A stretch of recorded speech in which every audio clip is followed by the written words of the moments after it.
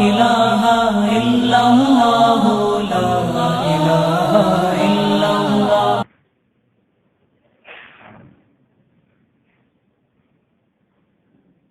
الرحمن الرحيم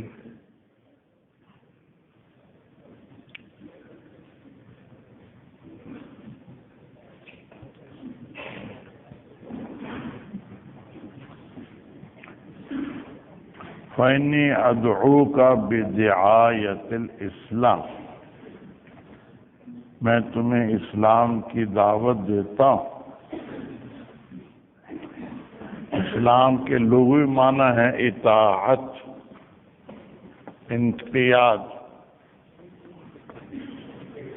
کیونکہ ہر زمانے میں نبی کی بات ماننا انقیاد ہوتا ہے، اس لیے ہر زمانے میں اسلام کا اطلاق صحیح ہے۔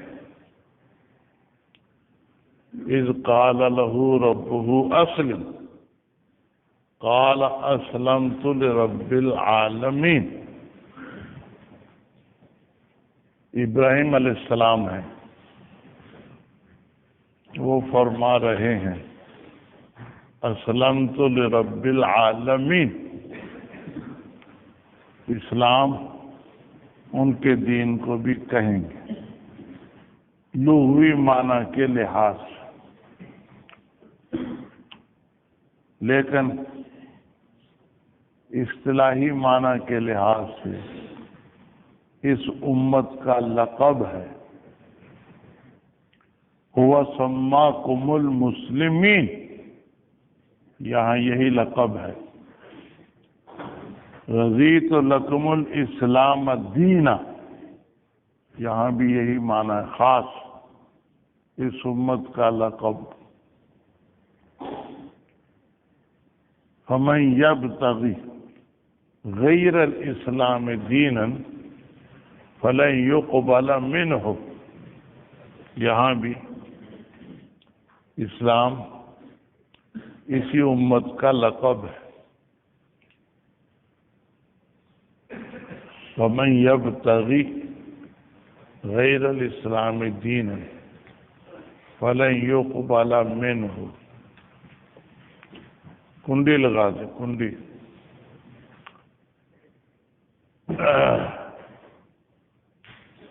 تو فلن یقبل منہ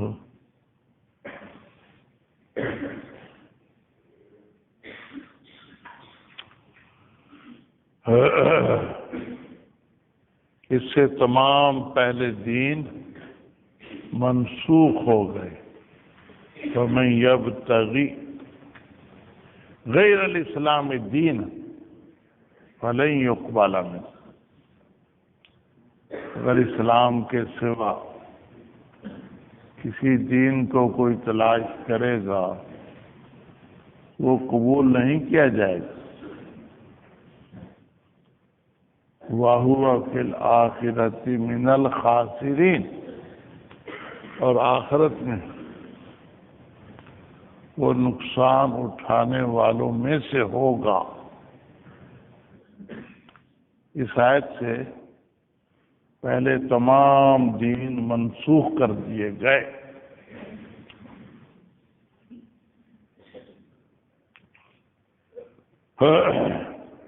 اسلم تسلم،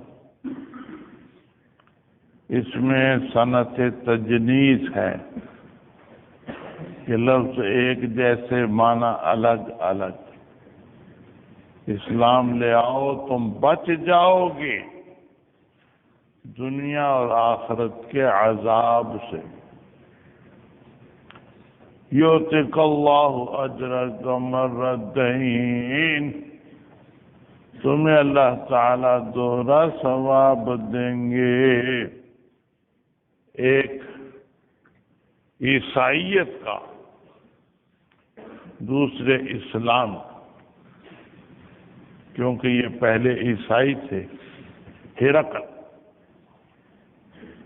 فَإِن تَوَلَّيْتَ، اگر منہ پھیرو گے، فَإِنَّ عَلَيْكَ إِثْمَ الْأَرِيسِيِّينَ، تم پر عریسیین کا گناہ بھی ہوگا. یہ لفظ 4 طرح پڑھا گیا ہے. عریسیین، عریسین، یریسیین، یریسین، 4 طرح پڑھا گیا. اس کے معنی ہے کاشتکار. عریسین اور یریسین کہتے ہیں کاشتکاروں. تم پر گناہ ہوگا کاشتکاروں کا، کیونکہ یہ اس کے ماتحت تھے. جب ہرقل اسلام نہیں لائے گا تو اس کے ماتحت والے بھی اسلام نہیں لائیں گے. ان کاشتکاروں کے ایمان نہ لانے کا تم سبب بنو گے، اس لیے تمہیں گناہ ہو.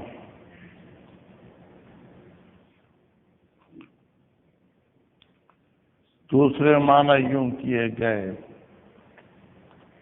کہ عریسیین تو معنی میں کاشتکار ہی کے ہے. کاشتکاروں کا گناہ ہوگا، لیکن وہ کاشتکار مجوسی تھے، اور مجوسیوں کو یہ ہرقل بھی دوزخی مانتا تھا.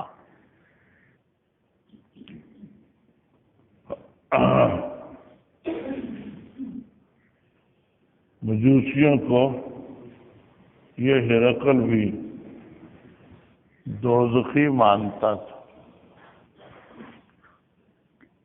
تو مانا ہو گئے کہ تم بھی ان دوزخیوں جیسے بن جاؤ گے، کیونکہ اسلام نے عیسائیت کو بھی منسوخ کر دیا. اس لیے اگر تم ایمان نہ لائے تو تم مجوسیوں ہی کی طرح ہو جاؤ گے. وہ بھی کافر، تم بھی کافر. تیسرے معنی عریس بمعنی امیر. عموماً امیر ایمان نہیں لاتے. امیر بمعنی سردار، وہ ایمان نہیں لاتے کہ ہماری سرداری ختم ہو جائے گی، اب تو ہم سردار ہیں، ایمان لائے تو ہم ماتحت ہو جائیں گے اور ہماری سرداری ختم ہو جائے گی. اس لیے وہ ایمان نہ لاتے تھے. ان کو یہ عیسائی بھی برا سمجھتے تھے، یہ اپنی سرداری کی وجہ سے ایمان نہیں لائے. تو فرما دیا کہ تم بھی ان سرداروں جیسے ہی ہو جاؤ گے. تم بھی ایمان نہیں لاؤ گے تو تم بھی ان جیسے ہو جاؤ گے.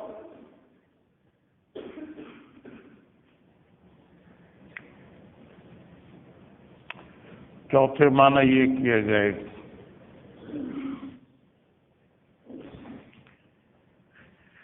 کہ عریس متکبر کے معنی میں بھی آتا ہے. تم متکبروں جیسے بن جاؤ گے.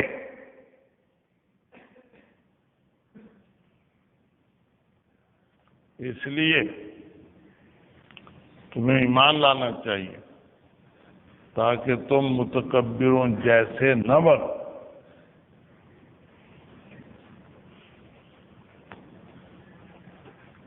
پانچویں معنی یہ کیے گئے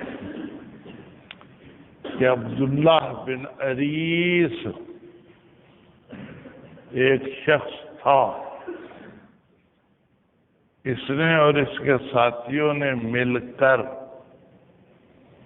ایک نبی کو شہید کیا تھا. کچھ یہودی اور عیسائی بھی اس کے ساتھ ہو گئے تھے. ان کو یہ باقی عیسائی برا سمجھتے تھے. ان کو عریسیین کہتے تھے. تو فرما دیا کہ تم بھی ان اریسیین جیسے بن جاؤ گے، ان کو تم برا سمجھتے ہو، تم بھی ان جیسے بن جاؤ اگر ایمان نہ لائے۔ یہ معنی ہے کہ تم پر اریسیین جیسا گناہ ہوگا۔ جی ہاں جی ہاں جی ہاں۔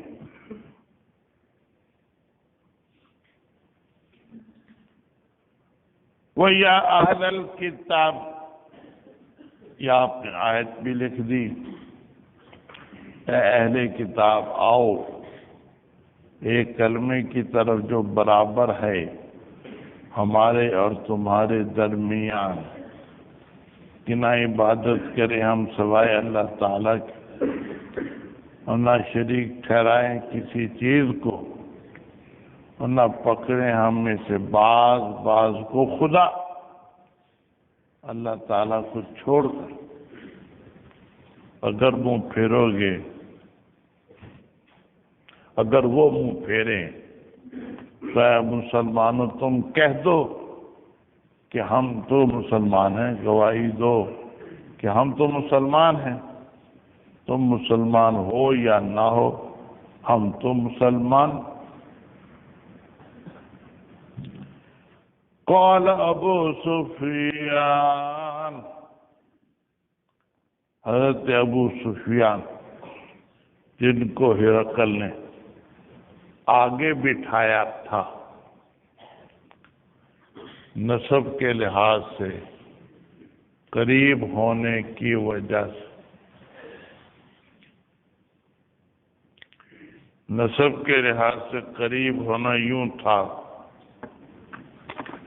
کہ چوتھے دادا میں ابو سفیان بھی نبی پاک صلی اللہ علیہ وسلم کے ساتھ شریک ہو جاتے ہیں۔ ابو سفیان کے والد حرب، ان کے والد امیہ، ان کے والد عبد شمس، ان کے والد عبد مناف، نبی پاک صلی اللہ علیہ وسلم کے والد عبداللہ، ان کے والد عبد المطلب، ان کے والد ہاشم، ان کے والد عبد مناف۔ عبد مناف میں جا کر ابو سفیان شریک ہو جاتے ہیں نبی پاک صلی اللہ علیہ وسلم۔ اس سے یہ اقرب تھے نسب کے لحاظ سے۔ اقرب کو اس لیے بلایا تھا کہ وہ نسب کا اعتراض نہیں کرے گا، اگر نسب کا اعتراض کرے گا تو اپنے آپ پر بھی اعتراض پڑے گا، میرا بھی تو وہی نسب ہے، اس لیے اقرب کو بلایا، اس کو آگے بٹھایا۔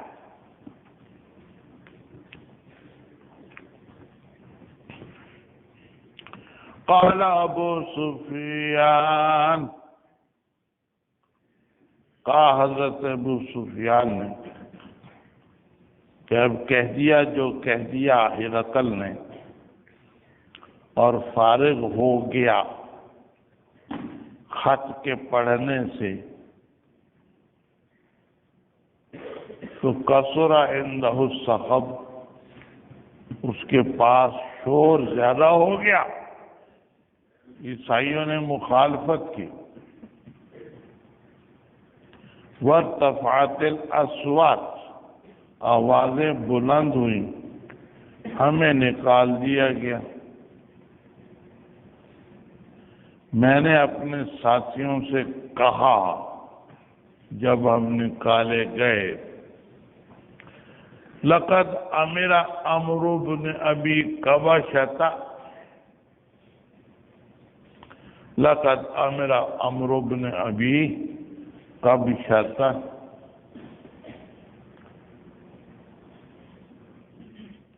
جی ہاں جی ہاں، ابو قبشہ کے بیٹے کا معاملہ تو بہت اونچا ہو گیا۔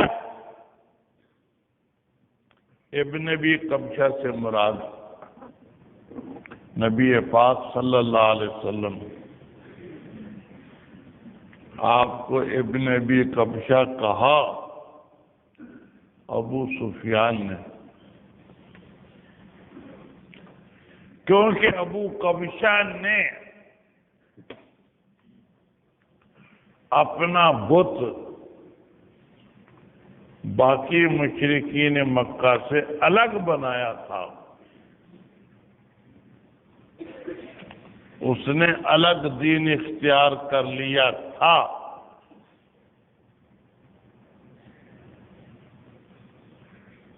اس لیے نبی پاک صلی اللہ علیہ وسلم کو بھی ابن ابی قبشہ کہا تشبیہاً، انہوں نے بھی اپنا دین الگ بنایا، انہوں نے بھی اپنا دین الگ بنایا ہے، جیسے ابو قبشہ نے الگ بنایا تھا، یہ بھی ان جیسے ہیں۔ ابن ابی قبشہ ابو قبشہ کے بیٹے ہیں، یعنی ابو قبشہ جیسے ہیں، ابو قبشہ جیسے ہیں۔ دوسرے معنی، نبی پاک صلی اللہ علیہ وسلم کی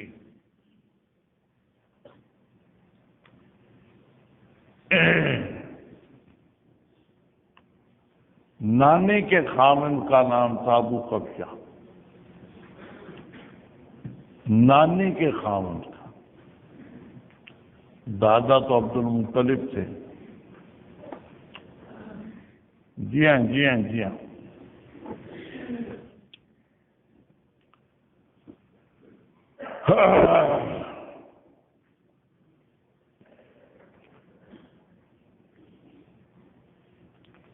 تو ابو قبشہ کیا تھا؟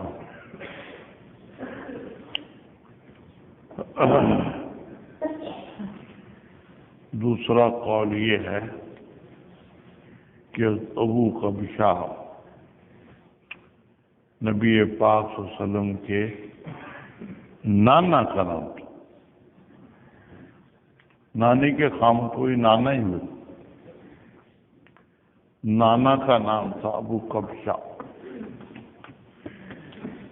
اس لیے آپ کو ابن ابی قبشہ کہتے تھے۔ تیسری توجہ یہ ہے کہ ابو قبشہ یہ عبد المطلب کے نانا کا نام تھا، عبد المطلب کے نانا۔ جی ہاں جی ہاں جی ہاں، اس لیے نبی پاک صلی اللہ علیہ وسلم کو بھی ابن ابی قبشہ کہہ دیتے۔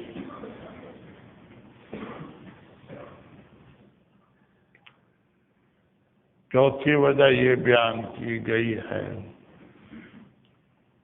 کہ مائی حلیمہ کا دودھ پیا تھا نبی پاک صلی اللہ علیہ وسلم، اور مائی حلیمہ کے خاوند کا نام تھا ابو قبشہ، اس لیے نبی پاک صلی اللہ علیہ وسلم کو ابن ابی قبشہ کہہ دیتے۔ دودھ والی ماں کا خامن باپ ہی ہوا۔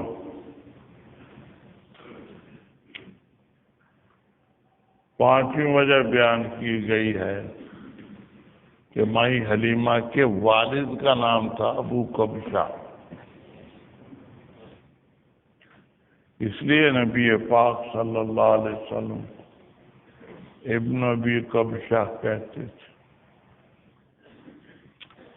چھٹی توجہ یہ ہے کہ مائی حلیمہ کے دادا کا نام تھا ابو قبشہ، اور مائی حلیمہ آپ کی والدہ تھیں، رضائی ماں تھیں، اس لیے آپ کو ابو قبشہ کہہ دیتے۔ ابن ابی قبشہ کہہ دیتے تھے۔ عمرو بن ابی قبشہ، نبی پاک صلی اللہ علیہ وسلم کا معاملہ تو بڑا اونچا ہو گیا، ان سے ڈرتا ہے۔ رومیوں کا بادشاہ ملک بنی الاسفر، بنی اسفر رومیوں کو کہتے تھے، رومیوں کا بادشاہ دیکھو ڈر رہا ہے۔ فما زلت موقنا، ابو سفیان فرماتے ہیں کہ مجھے یقین رہا کہ نبی پاک صلی اللہ علیہ وسلم غالب آ جائیں گے رومیوں پر، یہاں تک کہ اللہ تعالی نے میرے دل میں اسلام ہی ڈال دیا، میں مسلمان ہی ہو گیا۔ ابن الناظور، اس کی 3 صفتیں ہیں۔ صاحب ایلیا، ایلیا کہتے ہیں بیت المقدس کے شہر کو، جس شہر میں بیت المقدس واقع ہے، کیونکہ ایل کہتے ہیں اللہ تعالیٰ کو، اور یا کے معنی بلد، بلد اللہ، اللہ تعالیٰ کا شہر۔ کہ ابن ناظور ایلیا کا حاکم تھا، گورنر تھا ہرقل کی طرف سے۔ وہ ہرقل اے صاحب و ہرقل، ابن ناظور ہرقل کا بھی مصاحب تھا۔ یہ 2 صفتیں تو دنیاوی تھیں، صاحبہ ایلیا اور صاحبہ ہرقل۔ تیسری صفت دینی تھی، سقفاً علی نصار شام، نصارہ شام پر پادری تھا، سقف بڑے پادری کو کہتے تھے۔ یہ ابن ناظور جن کی یہ 3 صفتیں تھیں، صاحب ایلیا، صاحب ہرقل، سقف علی النصارہ، یہ بیان کرتے ہیں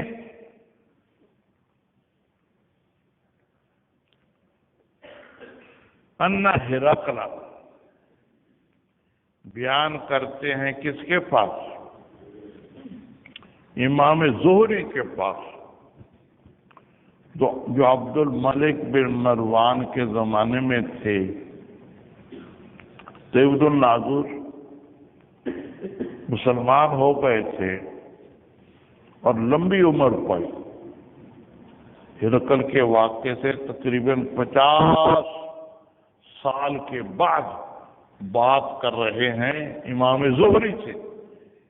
امام زہری کی روایت ان سے بلا واسطہ ہے۔ جی ہاں، کیا روایت نقل کر رہے ہیں ابن ناظور کہ ہرقل جب ایلیا میں آیا، ہرقل کو جب فتح ہوئی ہے تو ہمس اس کا شہر تھا، بطور شکر کے ایلیا تک پیدل آیا ننگے پاؤں، ہمس سے ایلیا تک ننگے پاؤں آیا، بطور شکر کے کہ اللہ تعالیٰ نے مجھے فتح دی ہے فارسیوں پر۔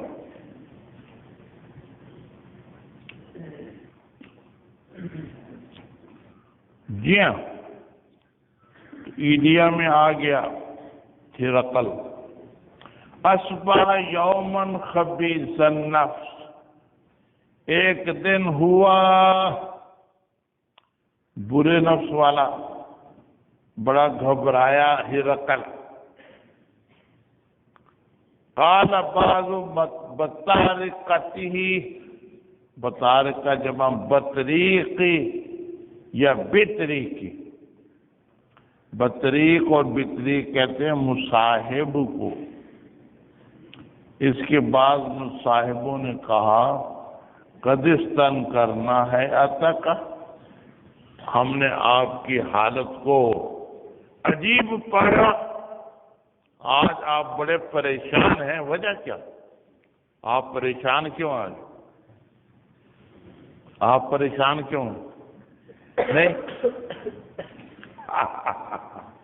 کہتے میں تو پریشان ہوں. آپ ہرقل ہیں. وہ تو ہرقل کو کہہ رہے آپ پریشان کیوں ہیں؟ جی ہاں جی ہاں. ابن ناظور نقل کرتے ہیں کہ ہرقل تھا نجومی حضا، اسی کے معنی ہے حضا کہتے ہیں ینظر فی النجوم، جو ستاروں کو دیکھتا رہتا ہو. تو ان سے کہا ہرقل نے جب پوچھا کہ پریشان کیوں ہیں آپ؟ انی رأیت اللیلۃ، میں نے آج ستاروں میں دیکھا ہے یا کہ ملک ختان وہ ہم پر غالب آ گیا. ختنے کرنے والوں کا بادشاہ ہم پر غالب آ گیا. کون ختنہ کرتا ہے اس جماعت میں سے؟ آج کل بتاؤ تو صحیح، ختنہ کون کرتا ہے؟ لوگوں نے کہا کہ نہیں ختنہ کرتے مگر یہودی. آپ کو نہ فکر میں ڈالے ان کی حالت، آپ لکھ دیں اپنے ملک کے شہروں کی طرف قتل کر دیں جو بھی وہاں یہودی ہیں، تاکہ آپ کا یہ غم ختم ہو جائے. آپ کو غم ہو گیا کہ یہ ختنوں والوں کا بادشاہ ہمارا بادشاہ بن جائے گا، ہمیں شکست دے دے گا، تو یہودی ختنہ کرتے ان کو ختم کر دیں.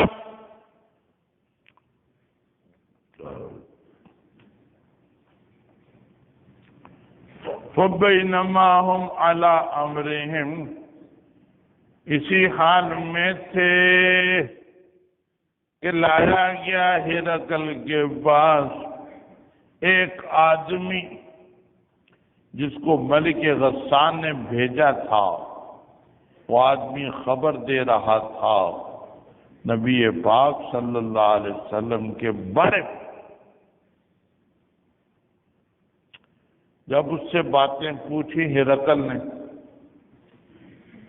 کہ وہ نبی کیسے ہیں، تو کہا دیکھو اس کو لے جاؤ اور دیکھو کہ کیا ختنہ کیا ہوا ہے یا نہیں.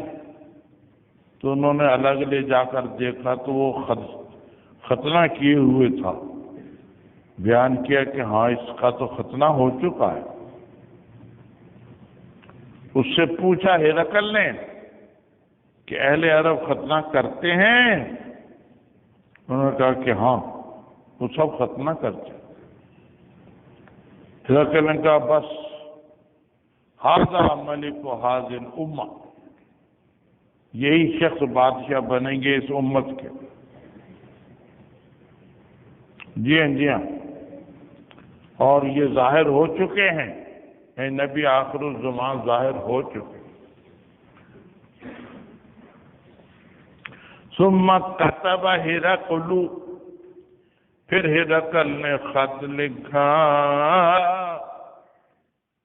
اپنے ساتھی کی طرف جو رومیہ شہر میں رہتا تھا، وہی زغات رومی. ان کو خط لکھا ہرقل نے،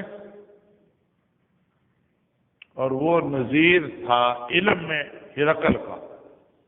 ہرقل کے ہم پلہ بڑا عالم تھا زغاتر. خط لکھ کر چلا گیا ہرقل ہمس کی طرف، اپنے شہر ہمس کی طرف چلا گیا۔ فلم یرم ہمس، نہیں قصد کیا ہمس شہر کا، یہاں تک کہ آ گیا جواب اس کے ساتھی سے، زغاتر کا جواب پہنچ گیا۔ نہیں قصد کیا ہمس کا، یعنی ہمس میں داخل نہیں ہوا، یا نہیں قصد کیا ہمس کا، یعنی ہمس سے کسی اور طرف جانے کا ارادہ نہیں کیا۔ اور یہی راجح ہے، کیونکہ بعضی روایتوں منہا بھی آیا ہے، لم یرم منہا، ہمت سے کسی اور طرف بھی جانے کا ارادہ نہیں کیا تھا کہ جواب پہنچ گیا۔ جواب زغاتر رومی کا پہنچ گیا۔ یوافق رأی ہرقل، زغاتر رومی ہرقل کی رائے کی موافقت کرتے تھے کہ ہاں میری رائے بھی یہی ہے، علی خروج النبی صلی اللہ علیہ وسلم، کہ نبی آخر الزمان ظاہر ہو چکے ہیں اور یہ مکے والے اللہ کے نبی ہیں۔ فَأَذِنَ هِرَقْلُ لِعُظَمَاءِ الرُّومِ، جمع کیا ہرقل نے روم کے بڑے بڑے سرداروں کو، علماء کو، سرداروں کو جمع کیا۔ فی تذکرۃ لہ بہمس، ایک محل میں جو ہرقل کا تھا ہمس شہر میں، اس میں سب کو بلایا۔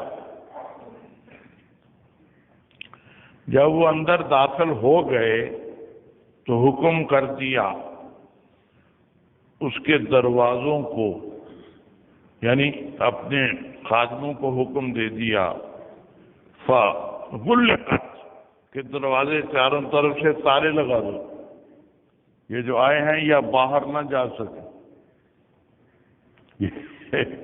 یہ جو آئے ہیں یہ باہر نہ جا سکے، جیسے دورے والوں کو تالا لگا دیتے کہ یہ بھاگ نہ جائے، کہ یہ کہیں بھاگ نہ جائے، تو ہرقل نے بھی تالے لگا دیے۔ پھر جھانکا، اونچی جگہ کھڑا تھا ہرقل، اس نے جھانکا اپنے نیچے سرداروں کو اور کہا، اے روم کی جماعت، کیا تمہارے لیے کامیابی میں اور ہدایت میں ارادہ ہے؟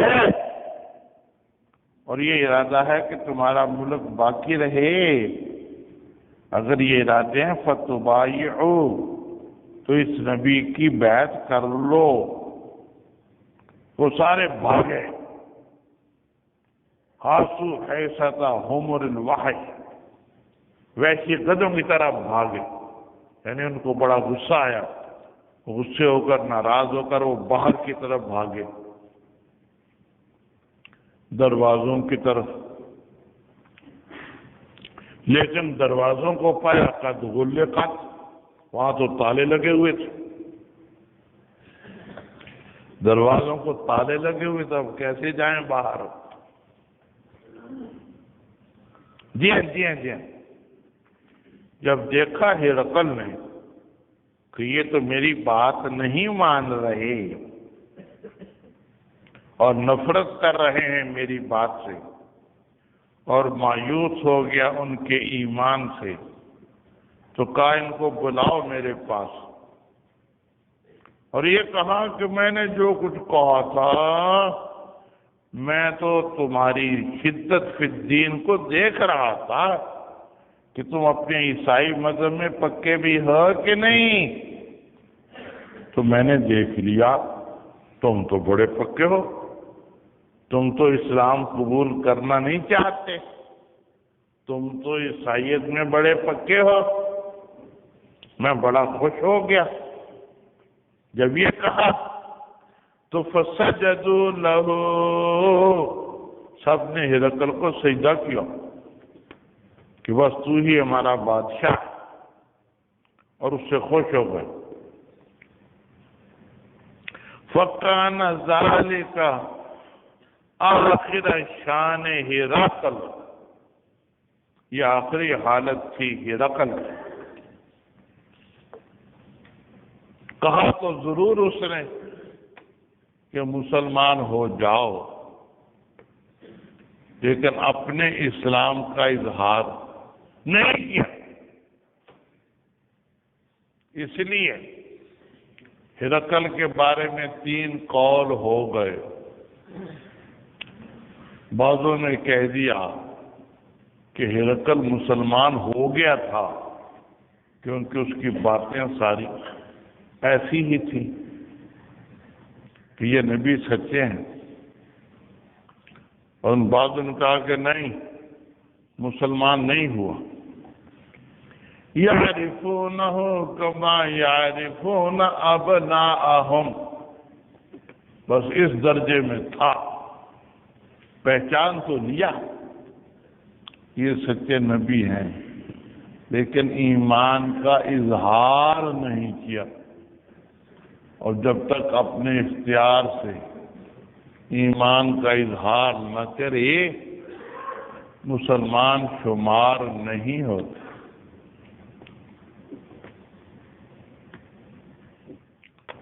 جی ہاں۔ اور تیسرا قول توقف کا ہے، ہرقل کے بارے میں توقف، کہ کچھ پتہ نہیں مسلمان ہوا تھا خفیہ طور پر یا نہیں ہوا۔ یہ 3 قول ہیں ہرقل کے بارے میں۔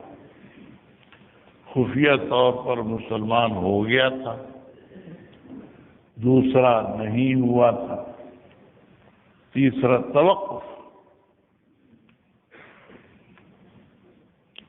البدایہ والنہایہ تاریخ کی کتاب ہے،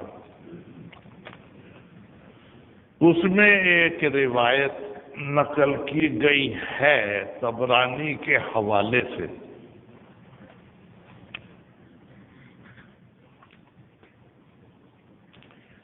کہ زغات رومی کو ہرقل نے بلایا اور بلا کر نبی پاک صلی اللہ علیہ وسلم کے حالات بتائے۔ زغات رومی نے کہا کہ میں تو یہ سمجھتا ہوں یہ سچے نبی ہیں۔ ہرقل نے کہا جانتا تو میں بھی ہوں، جان تو میں نے بھی لیا کہ سچے نبی ہیں، لیکن اگر میں اس کا اعلان کروں کہ یہ اللہ کے نبی ہیں تو نہ میرا ملک رہے نہ میری جان رہے، رومی مجھے قتل کر دیں گے، میری بادشاہی بھی ختم ہو جائے گی، اس لیے میں اعلان نہیں کرتا۔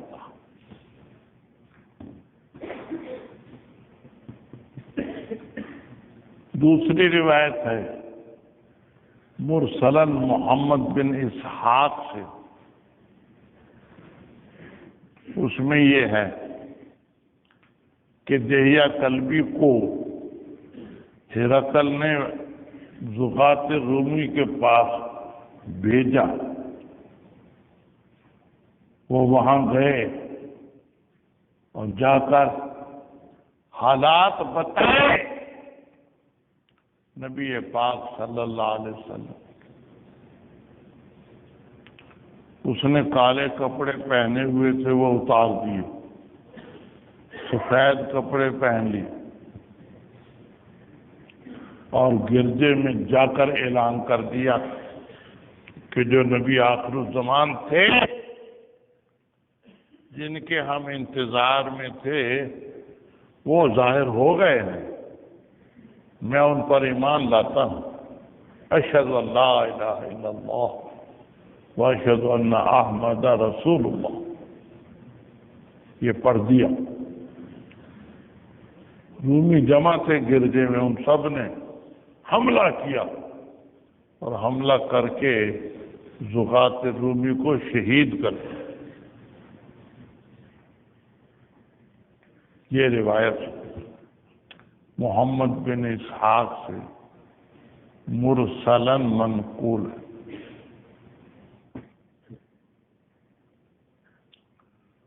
اور شرح المواہب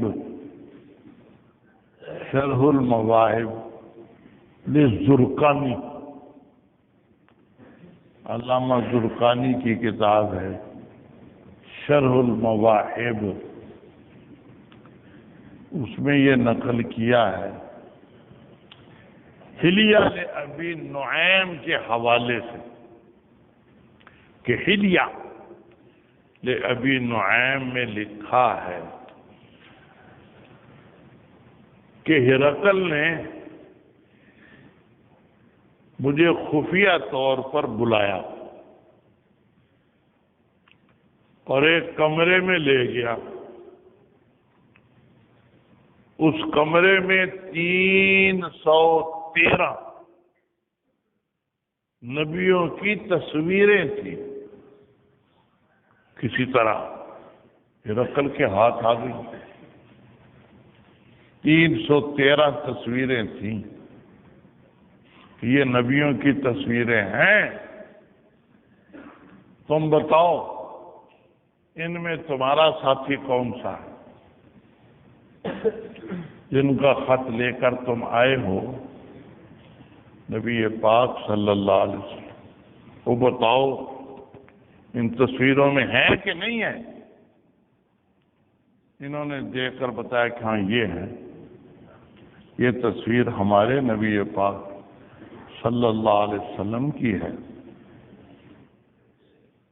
تو ہرقل نے کہا صدقتا، تم نے ٹھیک کہا، یہی نبی آخر الزمان کی تصویر ہے، یہ نبی آخر الزمان کی تصویر ہے۔ ٹھیک، تو ان سب روایتوں سے اندازہ ہوتا ہے کہ ہرقل کو پتہ تو چل گیا تھا کہ یہی نبی آخر الزمان ہیں، لیکن پھر مسلمان ہوا یا نہیں ہوا اس کے بارے میں 3 قول ہیں۔ سو رہے ہیں؟ میں آپ سے سبق سنوں گا دوسرے دن۔